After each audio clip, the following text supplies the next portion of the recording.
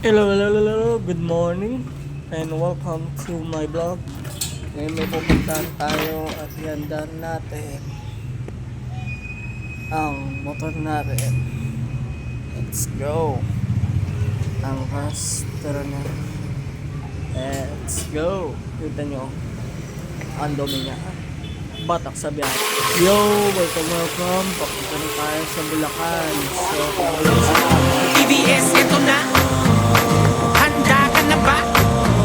Papilipin mo sila. TVS and Torque, itawid natin yan. Kahit mahirap, tuloy lang. Sa bagong motor, kaya mo nang mapagaan. Sa buhay, laging palaban. Maporma, may bagong kapipiliban.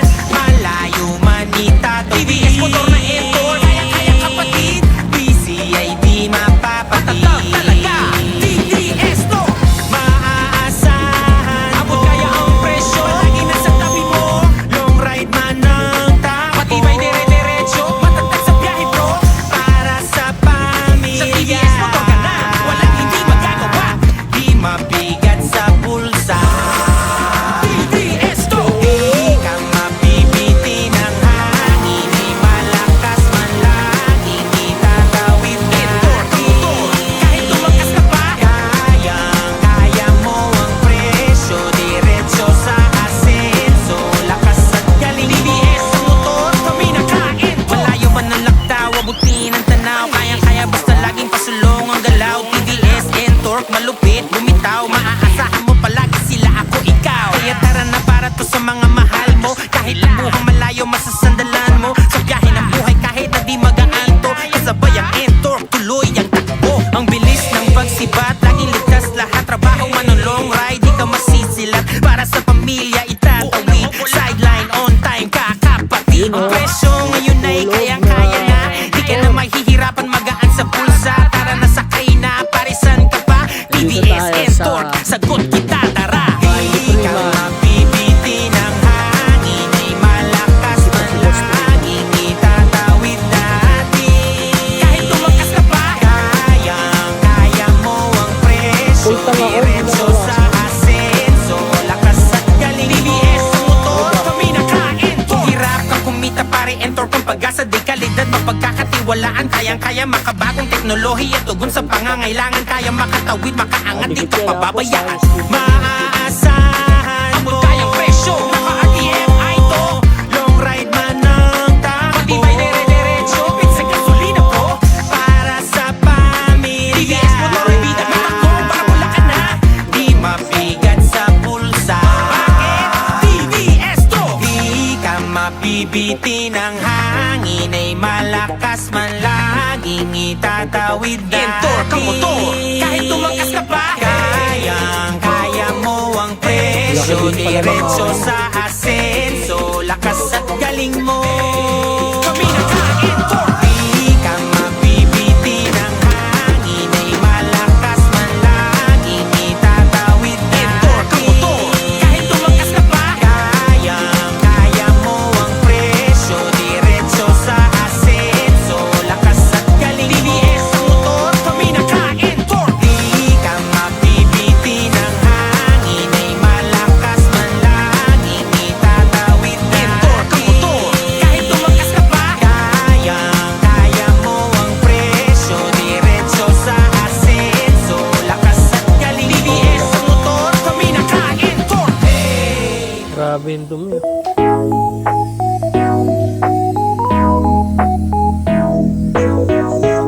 Yan ba yung reason pag namamatay yung motor, boss? Sa dumi?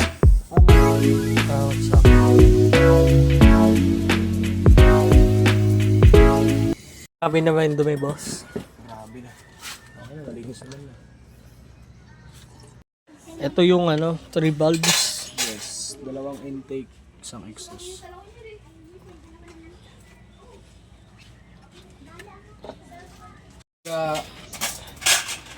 Bagong motor, may natawag tayong break-in. Break-in mo pag nakaabot ka ng 500, change oil. Pero dapat sabay ang tune-up doon. Kasi tingnan mo naman, no? Ito, stock clearance yan mula nung brand. Yung luwag niya, no? Wala sa clearance yan. At higit sa lahat, kaya ako sinabing dapat i-tune up yan. Pipihitin ko, tingnan mo, hindi ko na persign yan. Oh, tanggal. Oh. Diba? Ang luluwag niyan. Kaya umiingay yung makina pagdating ng 5,000 odo. Kasi hindi nila ginagalaw to. Tapos yung iba naman na naka Honda, sabihin, ba't ako 3 years na hindi pa umiingay yung makina ko? Iba kasi ang tapit ng Honda, yung mga Suzuki sa kanila, pang break-in pero ang higpit ng valve tapit. Yung tornilyo na to. Yan yung mga nut na yan, mahigpit. Ito kasi ka-entorque. Pang design lang talaga yung pagkakatapit ito sa break-in. Kaya dapat after 500, i-change oil, i-tune up to para mahigpitan to. Kasi ito yung nagkukos ng ingay, luluwag. Yung iba niya nabubunot, yung kasabay namin sa Sambales, nabunot pa to. Kasi hindi pinapatune up.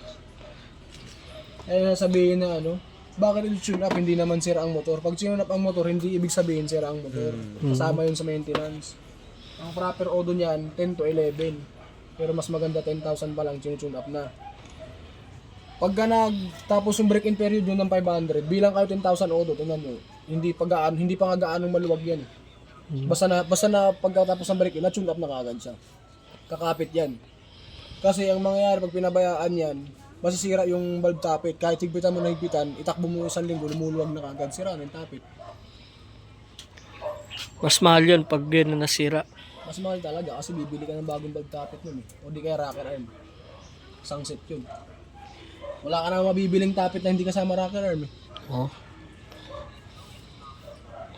Pero pwede natin i-convert yan ng secret. Secret.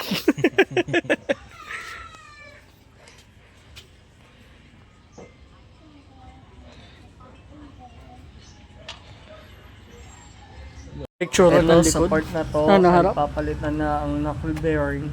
Parang scooter lang na negosyo. pero sa harap yung Pala battery. ang battery. So lahat ng mga nakikita nyo ngayon ay pinapaayos ko ang entorque ko mula sa Naka-lowered na pala Ayun to. Hindi na naka-lowered. So ngayon ay papalitan stop. nila ang knuckle bearing yan. Napakita ko doon sa GC namin, Tapos okay na. So ngayon, testing na ni Sir Prima. Smooth. Yo! Let's go! Welcome to my vlog. Ngayon, pauwi na ako galing sa Bulacan.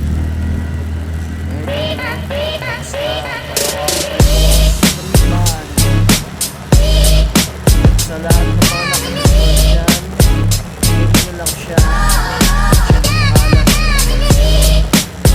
BBSN. Let's go! Yours is